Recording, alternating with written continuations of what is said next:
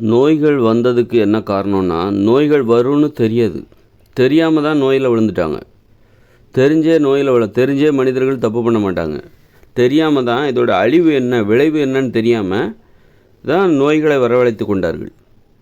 நமக்கு தெரியுமா? ஒரு 30-40 வருஷத்துக்கு முன்னாடி இந்த சோறெல்லாம் சாப்பிட்டா நோய் வரும்னு நமக்கு தெரியுமா?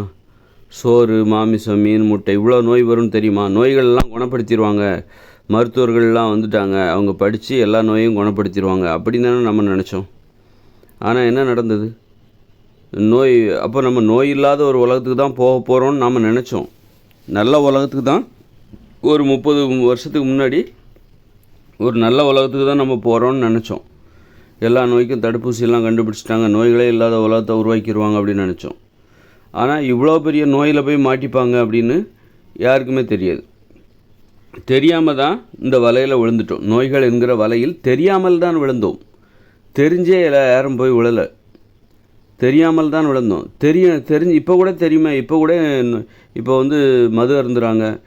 அப்புறம் அவங்களுக்கு தெரியாதா நோய் வரும்னு தெரியாதா? கல்லீரல் கெட்டு போகும்னு தெரியாதா? தெரிவது வேற, உணர்வது வேற. நிறைய வாட்டி தெரிஞ்சு அப்புறம் கடைசியாக உணர்வாங்க. வெறும் தெரிஞ்சிட்டால் மட்டும் போதாது. புத்தகத்தை படித்தா கூட தான் தெரியும். இதை சாப்பிட்டா நல்லது, அதை சாப்பிட்டா, காய்கறிகள் பழங்கள் சாப்பிட்டா நல்லது, உடனே சாப்பிட்ருவாங்களா? உணரணும். உணர்கிற வரைக்கும் தெரியணும். அதனால் ஒருத்தர் நல்லா குடித்து அவர் தெரியும் நம்ம குடித்தா செத்து போயிடுவோன்னு தெரியுது, ஆனால் அவர் உணரலை. குடித்தா கல்லீரல் கெட்டு போய் செத்து போயிடுவோன்னு அவருக்கு தெரியுது. உணர்கிற அளவுக்கு அவர் உணரலை. உணர்ந்துட்டாருன்னா அவர் அதை செய்ய மாட்டார். அவர் உணர்றதுக்குள்ளே அவர் செத்து போயிடுறார்.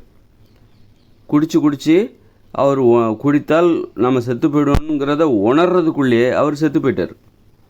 அதுபோல் தான் நாம் இப்போ வெள்ளைச்சீனி கலந்த டீ காஃபி குடித்தா நமக்கு நோய் வரும், சக்கரை நோய் வரும், இப்படி நிறைய பரோட்டா சாப்பிட்டா அது வரும், இது வரும்னு தெரியுது, ஆனால் நம்ம உணரலை. ஆக உணர்வதற்கே ஒரு 2 தலைமுறையாவது தேவைப்படுது, 2-3 தலைமுறையாவது தேவைப்படுது. மனிதர்கள் இப்போ ஆயிரக்கணக்கான வருஷங்களாக போரிட்டுக்கிட்டு இருந்தாங்க, போர்களில் ஈடுபட்டார்கள். அப்போ அவர்களுக்கு தெரியும் போரிட்டால் அழிவு தான் வரும்னு தெரியும், ஆனால் உணர்வதற்கு அவருக்கு ஒரு ஆயிரக்கணக்கான வருஷங்கள் தேவைப்பட்டது. இப்போ தான் நம்ம சண்டை போடாமல் இருக்கிறோம். இன்னும் 1-2 இடத்துல சண்டை போட்டுட்ருக்காங்க, போரிட்டுருக்காங்க. அவங்க இன்னும் உணரலை, நாம் உணர்ந்துட்டோம். போரிட்டால் அழிவு தான் ஏற்படும். போரிட்டால் என்ன ஆகும்? நம்ம ஒரு சின்ன குழந்தைங்க பார்த்து நாம் உருவாக்கி வச்சுருக்கிற அந்த வீடுகள், கட்டடங்கள், ஒரு கட்டடத்தை கட்டுறது எவ்வளோ கஷ்டமாக இருக்குது. இதை கட்டுறது மட்டும் உருவாக்கணும், அதை பாதுகாக்கணும். ஒரு உயிரை உருவாக்குறது, மனிதர்கள் எல்லாத்துக்கும் ஒரு கனவு இருக்குது. அதை பண்ணி போரிட்டு குண்டுகளை சராமரி போட்டு எல்லார் வாழ்க்கையிலையும் மண்ணள்ளி போடுற மாதிரி பண்ணுறேன்னா நீ இன்னும் உணரலை. ஒரு போரோட தீவிர விளைவு என்னன்னு உணரலை. அதான் இன்றைக்கி அங்கே இந்த இஸ்ரேல் பாலஸ்தீனத்தில் இன்னும் சண்டை போட்டு கிடக்குறானு. ஈகோ, நீ பெரியவரா நான் பெரியவரா, கொஞ்சம் விட்டு கொடுத்தா என்ன? போர் ஏற்படக்கூடாது, அழிவு ஏற்படக்கூடாதுன்னா நீ கொஞ்சம் விட்டு கொடுத்தா தான் என்ன? நீ பெரியவரா நான் பெரியவரன், கடைசியில் பார்த்தா அந்த கட்டடங்கள்லாம் இடிஞ்சு அதுக்கடையில் சின்ன குழந்தைங்க, பச்சை குழந்தைங்க எல்லாம் செத்து போகிறாங்க. எந்த அளவுக்கு பயில போகிறாங்க. முட்டாள்கள் தான் இன்றைக்கி சண்டை போட்டு கிடப்பானு. அப்போ நாமெல்லாம் உணர்ந்துருக்கோம் போரிடக்கூடாது. அவன் இன்னும் உணரலை. அவனுக்கு தெரியும் குண்டு போட்டால் அழியும், சாவு வரும், எல்லாம் தெரியுது, ஆனால் அவன் உணரலை. நாம் உணர்ந்துட்டோம். ஆக உணர்வதற்கு அப்போ பெரும்பாலான மக்கள் உணர்ந்துட்டாங்க. உலகத்தில் பெரும்பாலான மக்கள் உணர்ந்துட்டாங்க. அப்போ உணர்வதற்கே இவ்வளோ காலம் தேவைப்பட்டிருக்கு. ஒரு உண்மையை உணர்வதற்கு நமக்கு ஒட்டுமொத்த, அதாவது மெஜாரிட்டி பெரும்பாலான மக்கள் உணர வேண்டும். போர் ஆபத்தானது அப்படின்னு ஒரு 1000-2000 வருஷத்துக்கு முன்னாடியே உணர்ந்திருப்பாங்க. 1-2 பேர், கொஞ்சம் பேர், இந்த உலகத்தில் கொஞ்சம் பேர் உணர்ந்திருப்பாங்க. ஆனால் பெரும்பாலானவர்கள் உணரலை. போரிட்டால் அழிவு வரும்னு தெரியும், ஆனால் அவங்க உணரலை. அதனால தான் சண்டை நடந்துக்கிட்டே இருந்து. இப்போ இந்த ஜப்பான் மேலே அணுகுண்டு போட்ட உடனே உணர்ந்துட்டாங்க. பெரும்பாலான மக்கள் உணர்ந்தாங்க. அதனால தான் மாற்றம் ஏற்பட்டது.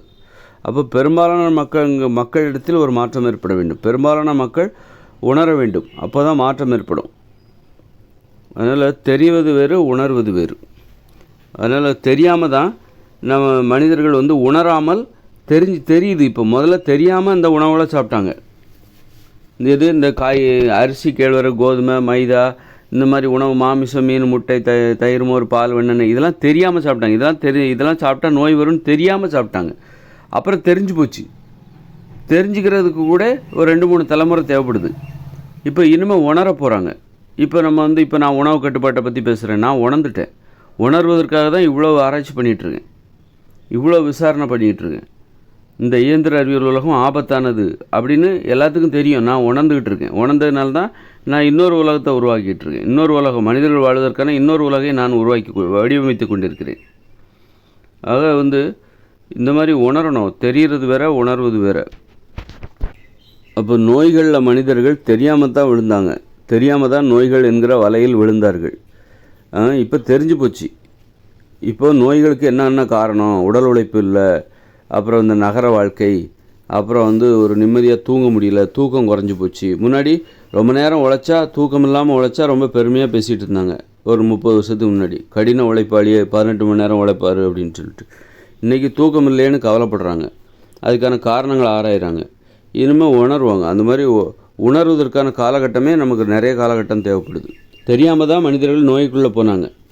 இந்த மாதிரியெல்லாம் வாழ்ந்தாக்கா, இந்த மாதிரி கடினமாக 18 மணி நேரம் தூக்கம் இல்லாமல் உழைச்சாக்கா நோய் வரும், நோய் வந்தால் பெரிய அவஸ்தை, நிம்மதியாக வாழ முடியாது அப்படின்னு முதல்ல தெரியாது.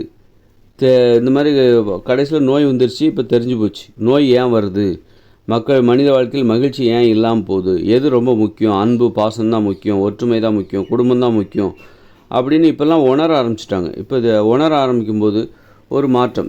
ஆக தெரியாமல் தான் நம்ம இந்த இயந்திர அறிவியல் உலகை உருவாக்கணும். என்னென்ன விளைவு வரும்னு நமக்கு தெரியாது.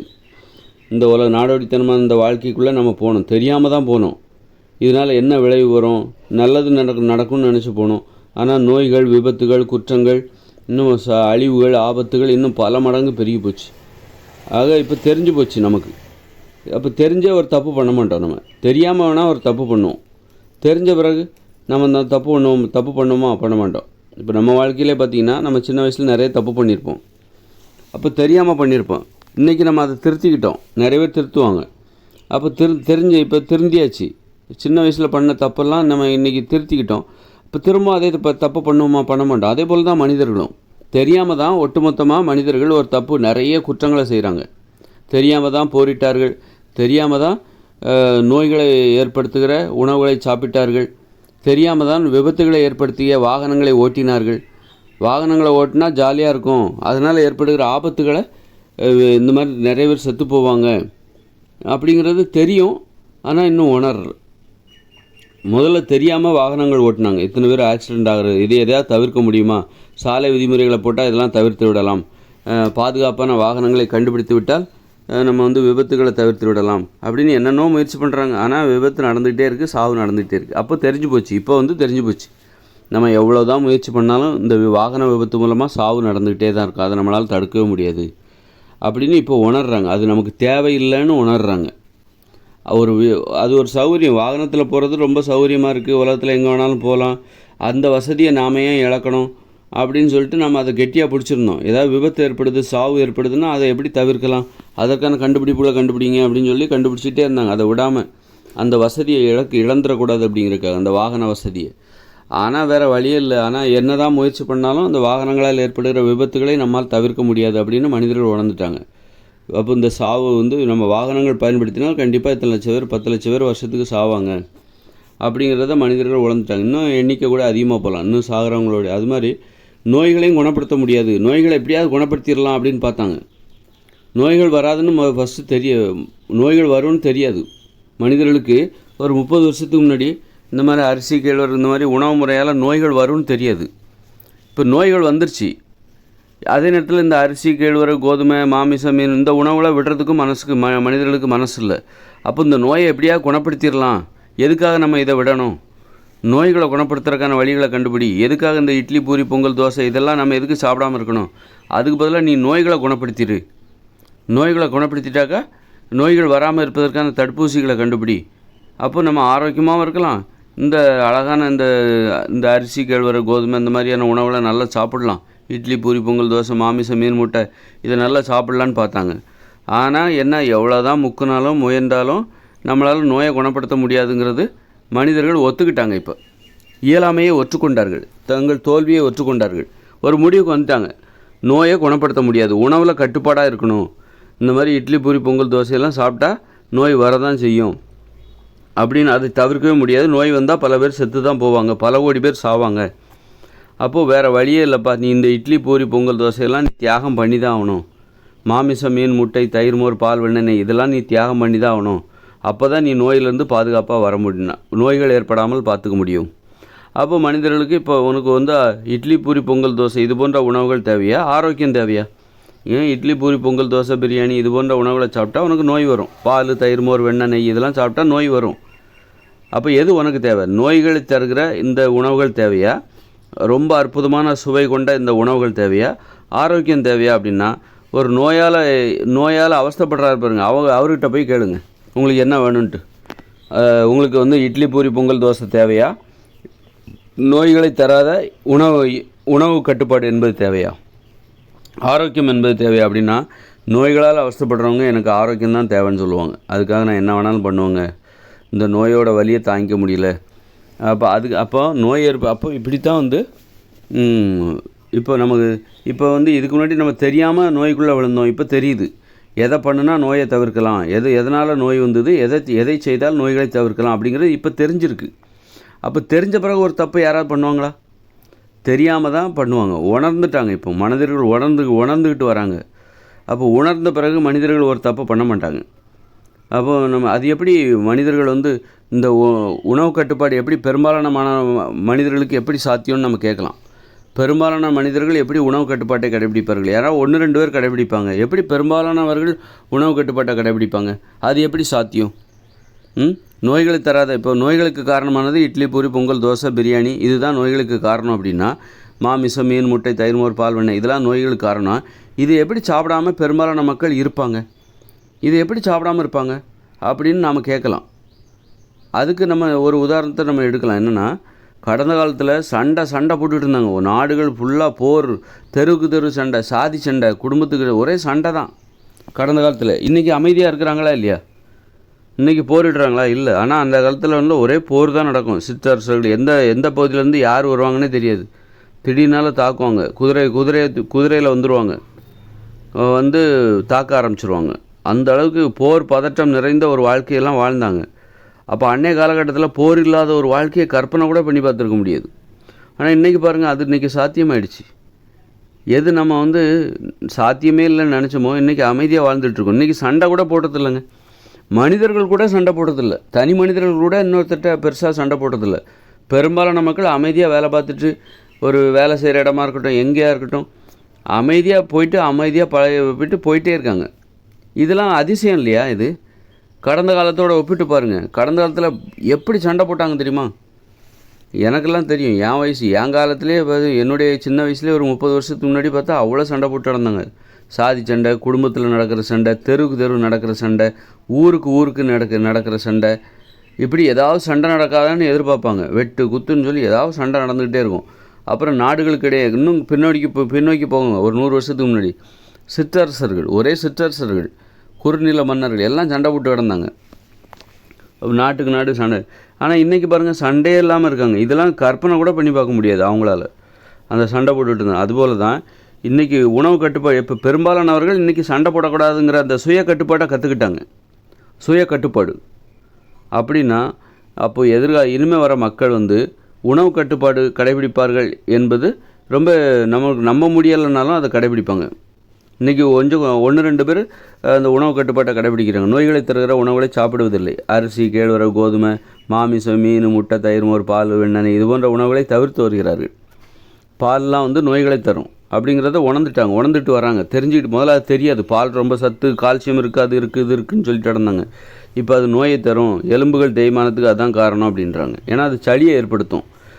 சளி வந்து என்ன பண்ணும் அப்படின்னா, உடம்பு புழுக்க, சளிங்கிறது எங்கேயோ ஒரு இடத்துல மட்டும் இருக்காது, உடம்பு புழுக்க சளி இருக்கும். ஏதோ நுரையீரலில் மட்டும்தான் சளிங்கிறது மண்டை, முகம், நுரையீரல், உடம்பு புழுக்க அந்த சளி இருக்கும். எலும்புகள் அப்போ பார்க்கும்போது எலும்பெல்லாம் அரிச்சிரும். எலும்பு தேய்மானத்துக்கு இந்த சளி இல்லாத உடம்பு இருக்கணும். அதனால் இப்போ வந்து உணர்ந்துட்டு இப்போ நாளைய உலகத்தில் ஒரு மாற்றம் நடக்க போகுது பாருங்கள். அந்த மாற்றத்தை நம்ம யோசிச்சு கூட பார்க்க முடியும். இப்படி ஒரு மாற்றம் நடக்குன்னு யாருக்குமே தெரியாது. அப்போ அதனால் இப்போ இந்த நோய்கள் இல்லாத ஒரு உலகத்தில் மனிதர்கள் வாழ போகிறாங்க. நோய்கள் இல்லாத உலகத்துக்கு வாழப்போ அதுவே நமக்கு ஆச்சரியமாக இருக்கும். எப்படி இந்த ஒரு மாற்றம் நம்மளால் கற்பனை கூட பண்ணி பார்க்க முடியும். எப்படி மக்கள் இந்த மாதிரி அரிசி, கேழ்வரகு, கோதுமை இது போன்ற உணவுகளை சாப்பிடாமல் இருக்கிறார்கள், உப்பு சேர்த்த உணவுகளை சாப்பிடாமல் இருக்கிறார்கள் அப்படின்னு நமக்கே ஆச்சரியப்படுற அளவுக்கு எதிர்காலத்தில் அப்படி ஒரு மாற்றம் ஏற்பட போகிறது. உப்பு இல்லாமல் சாப்பிட்றாங்களா? உப்பு கலக்காத உணவுகளை வெறும் காய்கறிகளையும் பழங்களையும் சாப்பிடுகிறார்களா? பயிர் வகைகள், பருப்புகள், கடலைகள், காளான்கள் இது போன்ற உணவுகளை வேக வைத்து அல்லது பச்சையாகவோ சாப்பிடுகிறார்களா? ஆச்சரியமாக இருக்கும் அது உங்களுக்கு. எப்படி இன்றைக்கி சண்டை போடாமல் இருக்கிறது கடந்த கால மக்கள்கிட்ட போய் கேட்டு பாருங்கள், அவங்களுக்கு ஆச்சரியமாக இருக்கும்.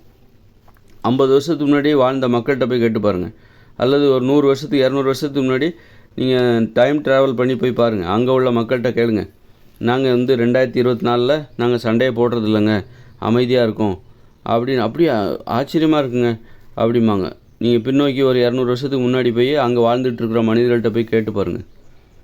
இங்கே பாருங்கள், நாங்கள் சண்டையை போடுறதில்ல, 2024 நாங்கள் வர்றோம், நீங்கள் எப்படி சண்டை போடுறீங்க, ஆனால் நாங்கள் சண்டையை போடுறதில்ல அப்படின்னா அவங்களால நம்பவே முடியாது. எப்படி சண்டை போடாமல் இருக்கிறீங்க? சண்டை போட்டால் நான் யாரையாவது நான் அடிக்கணும், சும்மா போனால் கூட நான் பிடிச்சி அடிப்பேன் அப்படிங்கிற புத்தி உள்ளவங்க தான் கடந்த காலத்தில் வாழ்ந்தாங்க. ஆனால் நமக்கு சண்டை. அதுபோல் தான் எதிர்காலத்தில் உணவு கட்டுப்பாட்டை கடைபிடிக்க போகிறார்கள்.